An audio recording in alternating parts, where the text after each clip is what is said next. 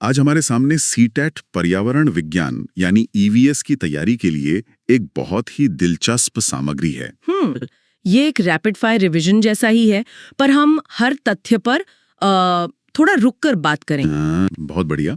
तो चलिए इस ज्ञान के चक्र को घुमाना शुरू करते हैं। पहला सवाल किसानों के सबसे अच्छे दोस्तों में से एक केंचुओं के बारे में है। हाँ। स्रोत में 4 कथन दिए गए हैं और पूछा गया है कि कौन कौन से सही हैं।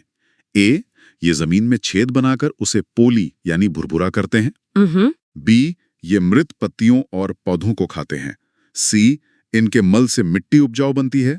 और डी, ये वर्मी कंपोस्ट बनाने में मदद करते हैं। और यहाँ दिलचस्प बात ये है कि ये चारों ही कथन ए, बी, सी और डी पूरी तरह से सही है। अच्छा, चारों सही हैं। हाँ, केंचुए असल में प्रकृति के इंजीनियर हैं। वो चुपचाप जमीन के नीचे काम करते रहते हैं। उनके बनाए छेदों से जड़ों तक हवा और पानी पहुंचता है। सही बात है। वो जैविक कचरे को साफ करते हैं और उसे दुनिया की सबसे बेहतरीन खाद में बदल देते हैं, मतलब वर्मी कंपोस्ट। मतलब एक छोटे से जीव में पूरी की पूरी रिसाइकलिंग फैक्ट्री है। बिल्कुल। और इसी के साथ एक और किसान के मित्र का जिक्र है जिसे देखकर तो ज्यादातर लोग डर जाते हैं, सांप। हाँ, ये एक बहुत बड़ा भ्रम है कि सांप दुश्मन होते हैं। उसे दोस्त क्यों माना गया है? असल में वो फसल को सबसे ज्यादा नुकसान पहुंचाने वाले चूहों को खाकर किसानों की मदद करते हैं। एक तरह से प्राकृतिक पेस्ट कंट्रोल है वो। अच्छा। और ये जानना भी बहुत जरूरी है कि भारत में मिलने वाले सभी सांप जहरीले नहीं होते। हमारे स्रोत बताते हैं कि मुख्य रूप से सिर्फ 4 तरह के जहरीले सांप हैं। कौन कौन से? नाग यानी कोबरा, करैत, अफाई और दुगोया। और एक बात मुझे हमेशा हैरान करती है कि सांप के कान नहीं होते, फिर भी वो शिकार कैसे करता है? कमाल की बात है ये। वो सुन नहीं सकते लेकिन महसूस कर सकते हैं। वो जमीन पर होने वाले छोटे से छोटे कंपन को, वाइब्रेशन को। हाँ, वाइब्रेशन को अपनी त्वचा और जबड़े की हड्डियों से महसूस कर लेते हैं। और सबसे बड़ी बात जो प्रकृति के संतुलन को दिखाती है वो ये है कि सांप के जहर से ही सांप के काटने की दवा यानी सीरम बनती है। वाह, मतलब जहर ही जहर को काटता है। बिल्कुल। तो जमीन के नीचे के इन जीवों से अब जरा ऊपर उठते हैं और बात करते हैं उन कीटों की जो समाज बनाकर रहते हैं। अगला सवाल यही है, इनमें से कौन सा कीट समूह में नहीं रहता? विकल्प हैं मकड़ी, ततैया, दीमक और मधुमक्खी। इसका सीधा जवाब है मकड़ी। अच्छा। मकड़ी एक कह सकते हैं अकेला शिकारी है। अच्छा। लेकिन बाकी तीनों, ततैया, दीमक और खासकर मधुमक्खियां, ये सच्चे सामाजिक कीट हैं। इनका समाज तो इंसानों से भी ज्यादा व्यवस्थित होता है। मधुमक्खियों का तो पूरा सिस्टम ही बहुत जटिल लगता है। हमारे नोट्स में मधुमक्खी पालन का जिक्र है। इसके लिए अक्टूबर से दिसंबर का समय ही सबसे अच्छा क्यों माना जाता है? बहुत अच्छा सवाल है। ऐसा इसलिए क्योंकि यही वो समय है जब रानी मक्खी सबसे ज्यादा अंडे देती हैं। ओहो। ज्यादा अंडे मतलब ज्यादा मधुमक्खियां, और ज्यादा मधुमक्खियां मतलब ज्यादा शहद। प्रकृति के चक्र के साथ चलने से ही फायदा होता है। सही है। और छत्ते में तो अलग अलग तरह की मक्खियां होती हैं, है ना? हाँ, 3 तरह की। एक रानी मक्खी जिसका एक ही काम है अंडे देना, कुछ नर मक्खी जो सिर्फ प्रजनन में मदद करते हैं, और हजारों की संख्या में होती हैं श्रमिक मक्खियां। और असल काम तो वही करती हैं, रस लाना, छत्ता बनाना। बिल्कुल, रस ढूंढना, छत्ता बनाना, बच्चों को पालना, छत्ते की सुरक्षा करना, सब कुछ वही करती हैं। और जब किसी श्रमिक मक्खी को फूलों का रस मिल जाता है तो वो वापस आकर दूसरों को बताती है। कैसे? नाच कर, चीख कर नहीं। हाँ, वैगल डांस, मैंने सुना है इसके बारे में। ये सिर्फ एक नाच नहीं है, इसमें पूरी जानकारी छिपी होती है ना? ये मधुमक्खियों का गूगल मैप्स है। इस नाच के जरिए वो दूसरी मक्खियों को बिल्कुल सटीक जानकारी देती है कि फूल किस दिशा में है और कितनी दूर है। क्या बात है, ये तो संचार का एक अद्भुत उदाहरण है ना? छोटे कीटों की इस संगठित दुनिया से अब बड़े जानवरों की तरफ चलते हैं। अगली जानकारी हाथियों और स्लॉथ के बारे में है। हाथी तो अपनी ताकत और झुंड के लिए जाने जाते हैं। हाँ, और परीक्षा के लिहाज से कुछ बातें बहुत महत्वपूर्ण हैं। जैसे एक बड़ा हाथी एक दिन में 100 किलो से ज्यादा पत्ते और झाड़ियां खा जाता है। 100 किलो? जी। और वे सोते बहुत कम हैं, दिन में सिर्फ 2 से 4 घंटे।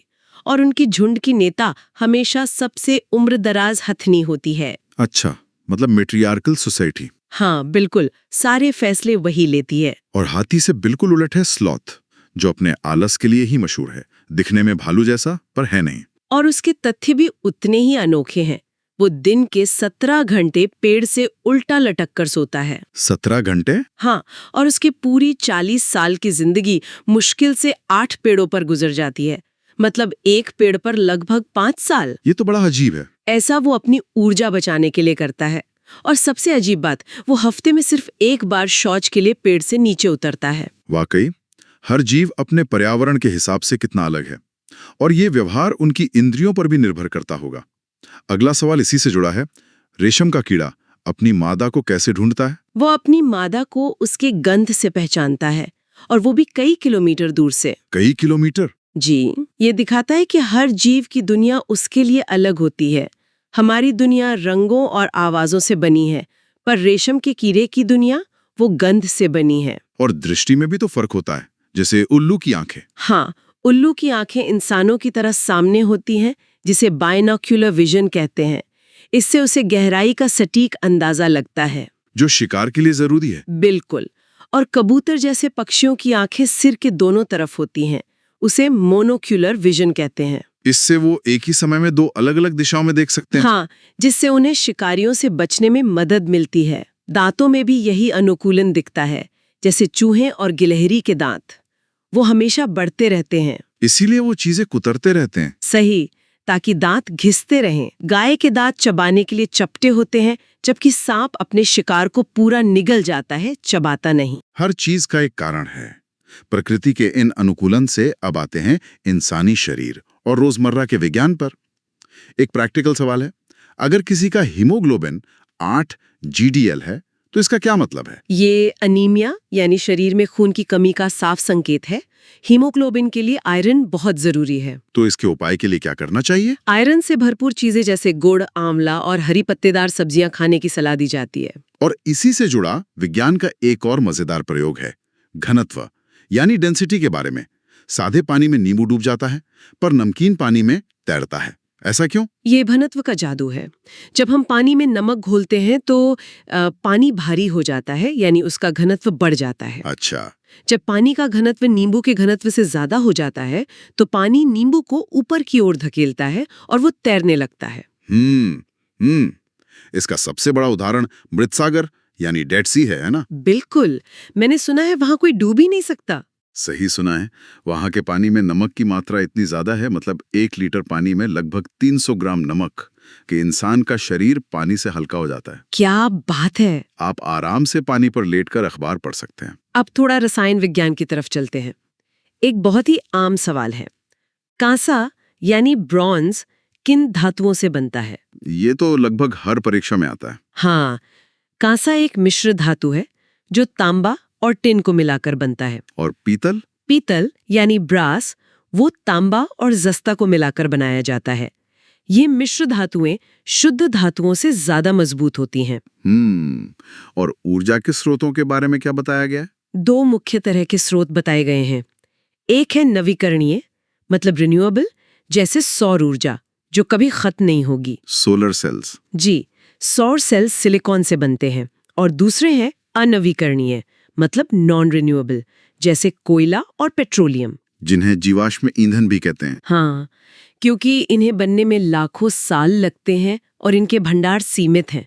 चलिए अब थोड़ा भूगोल की ओर बढ़ते हैं। मानचित्र पर आधारित एक सवाल है, अरब सागर के तट पर कौन-कौन से भारतीय राज्य हैं? स्रोत में दिए गए विकल्पों में से सही समूह है केरल, कर्नाटक, महाराष्ट्र। अच्छा, वैसे इसे याद रखने के लिए कोई ट्रिक भी है क्या? हाँ, एक मजेदार ट्रिक दी गई है। भारत का पश्चिमी तट जहां अरब सागर है, उसके राज्यों के लिए याद रखें good morning GK. Good morning GK मतलब? जी से गुजरात, एम से महाराष्ट्र, जी से गोवा, के से कर्नाटक और के से केरला। अरे वाह, ये तो बहुत आसान हो गया। क्या पूर्वी तट के लिए भी ऐसी कोई ट्रिक है? हाँ, पूर्वी तट पर बंगाल की खाड़ी है और उसके राज्यों के लिए ट्रिक है ताओ बंगाली। ताओ बंगाली। टी से तमिलनाडु, ए से आंध्र प्रदेश, ओ ओडिशा के लिए और वेस्ट बंगाल। ये छोटी छोटी ट्रिक्स परीक्षा में बहुत काम आती हैं। बिल्कुल। नक्शे से अब पहाड़ों पर चलते हैं। माउंट एवरेस्ट के बारे में मुख्य तथ्य क्या है? माउंट एवरेस्ट दुनिया की सबसे ऊंची चोटी है, जिसकी ऊंचाई 8,848 मीटर है। और हमारे लिए गर्व की बात है कि बछेंद्री पाल 1984 में इस पर चढ़ने वाली पहली भारतीय महिला बनी। और पर्वतारोहण में एक अच्छे ग्रुप लीडर की पहचान ये है कि वो हमेशा ग्रुप में सबसे पीछे चलता है। पीछे? आगे क्यों नहीं? ताकि हर किसी पर नजर रख सके और जिसकी जरूरत हो उसकी मदद कर सके।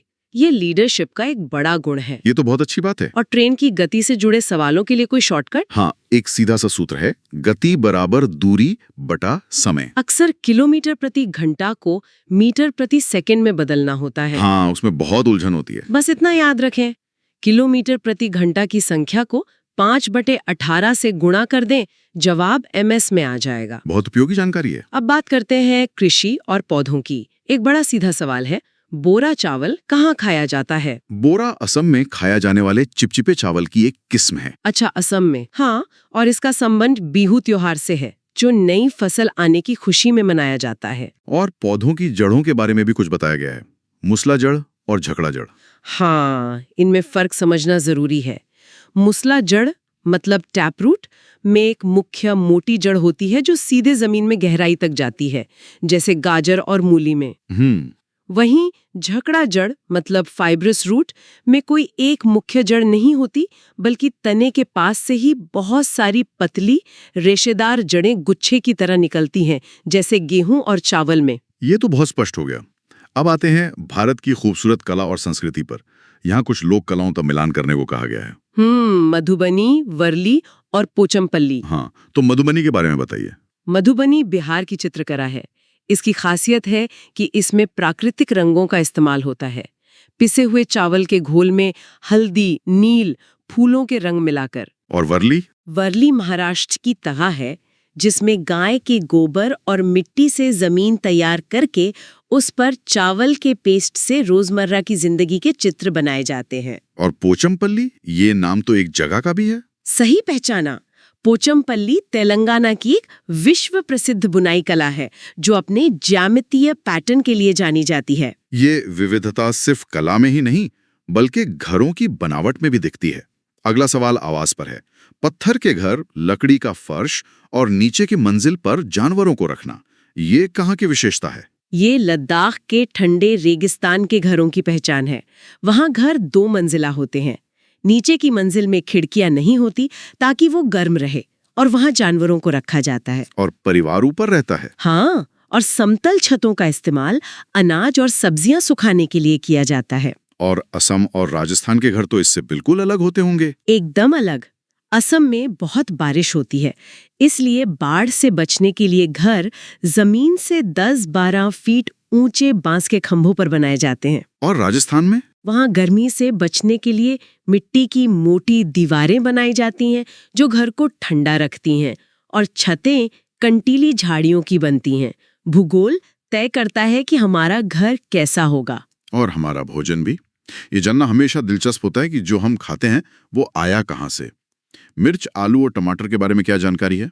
ये जानकर कई लोगों को हैरानी होती है कि ये तीनों सब्जियां, जो आज भारतीय खाने का अहम हिस्सा है, असल में दक्षिण अमेरिका से आई हैं। अच्छा? हाँ, पुर्तगाली व्यापारी इन्हें भारत लेकर आए थे। इसी तरह भिंडी और कॉफी अफ्रीका से आई, और गोभी व मटर यूरोप से। तो फिर भारत का अपना क्या है? बैंगन, केला, आम, संतरा, बेर, ये सब भारतीय मूल के माने जाते हैं। और भोजन के संरक्षण के तरीके भी जरूरी हैं? बिल्कुल, जैसे हरे धनिये को गीले कपड़े में लपेटकर ताज़ा रखना या दूध को उबालकर बचाना, ये सब हमारे पूर्वजों के वैज्ञानिक ज्ञान का प्रमाण है। बिल्कुल। और अब हम अपने आखिरी खंड पर पहुंच गए हैं, जहां बात सिर्फ तथ्यों की नहीं बल्कि सोच और नजरिए की भी है। शिक्षा शास्त्र। एक सवाल है, लड़के रोते नहीं हैं, ये कथन क्लासरूम में क्या दर्शाता है? ये सिर्फ एक वाक्य नहीं है, ये एक बहुत गहरी सामाजिक समस्या को दिखाता है, जिसे लिंग रूढ़िवादिता या जेंडर स्टीरियोटाइपिंग कहते हैं। मतलब ये कि हम पहले से ही तय कर रहे हैं कि लड़कों को कैसा होना चाहिए और लड़कियों को कैसा। बिल्कुल। एक शिक्षक के तौर पर ऐसी भाषा से बचना बहुत जरूरी है। इसकी जगह खिलाड़ी या बच्चे जैसे जेंडर न्यूट्रल शब्दों का इस्तेमाल करना चाहिए। ये बहुत जरूरी बात है। और अब ब्रह्मांड से जुड़ा आखिरी सवाल, जिसे हम टूटता तारा कहते हैं, वो असल में क्या है? जिसे हम टूटता तारा समझकर कोई मन्नत मांगते हैं, वो असल में तारा है ही नहीं। तो फिर क्या है? वो एक उल्कापिंड है, मतलब मीटियोर, अंतरिक्ष में घूमता हुआ चट्टान का एक छोटा टुकड़ा। जब ये तेजी से पृथ्वी के वायुमंडल में आता है तो हवा की रगड़ से उसमें आग लग जाती है। हमें वही जलती हुई लकीर एक टूटते तारे की तरह दिखती है। तो ये थी पर्यावरण विज्ञान के महत्वपूर्ण तथ्यों की एक तेज तर्रार लेकिन गहरी यात्रा। हमने केंचुओं से शुरू करके उल्कापिंड तक का सफर तय किया। बिल्कुल, और अंत में परीक्षा के लिए कुछ सुदर्शन चक्र मंत्र भी दिए गए हैं। पहला, केवल, सिर्फ, रटना जैसे नेगेटिव शब्दों वाले विकल्पों से हमेशा सावधान रहें। दूसरा, भारत का नक्शा, दिशाएं और पड़ोसी राज्यों को दिमाग में अच्छे से बिठा लें। तीसरा, एनसीईआरटी के तथ्यों पर भरोसा करें और सबसे जरूरी, खुद पर भरोसा रखें। ये सलाह वाकई बहुत काम की है। और अंत में एक विचार है जिस पर सोचा जा सकता है। बताइए। इन स्रोतों ने बताया कि लड़के रोते नहीं हैं, जैसी रूढ़िवादिता को कैसे संबोधित किया जाए। तो क्या कक्षा में इस्तेमाल होने वाले अन्य सामान्य वाक्यांश उदाहरण जैसे शेर की तरह बहादुर या लोमड़ी की तरह चालाक भी जानवरों, पर्यावरण और बच्चों की अपनी क्षमताओं के बारे में उनकी सोच को अनजाने में सीमित कर सकते हैं?